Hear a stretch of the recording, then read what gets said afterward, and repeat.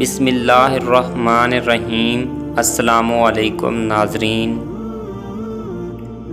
دنیا اگر ہاتھ سے نکل جائے تو بندہ غریب ہو جاتا ہے، اور اگر یہی دنیا دل سے نکل جائے تو بندہ ولی بن جاتا ہے۔ دل مسجد میں لگاؤ۔ رسول اللہ صلی اللہ علیہ وآلہ وسلم نے فرمایا، جو مسلمان مرد نماز اور ذکر کے لیے مسجدوں میں پابندی سے حاضر ہوتا ہے، اللہ اس سے ایسا خوش ہوتا ہے جس طرح مسافر کے گھر والے اس کے گھر آنے پر خوش ہوتے ہیں۔ حسد ایک خطرناک مرض ہے۔ آپ صلی اللہ علیہ وآلہ وسلم نے ارشاد فرمایا کہ حسد سے بچو۔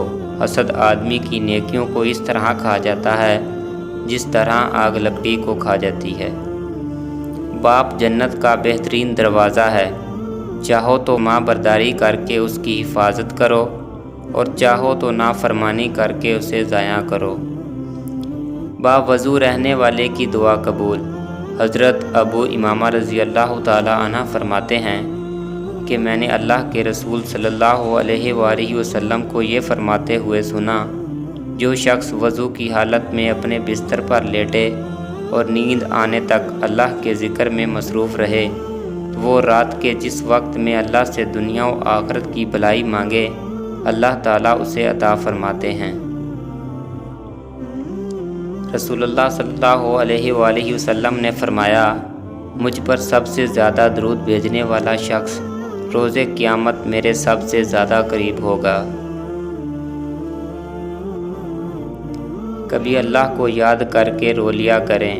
رسول اللہ صلی اللہ علیہ وآلہ وسلم نے فرمایا، 7 قسم کے لوگوں کو اللہ تعالیٰ اس دن اپنے سائے میں سایہ مہیا کرے گا جس دن اس کے سائے کے سوا کوئی سایہ نہیں ہوگا۔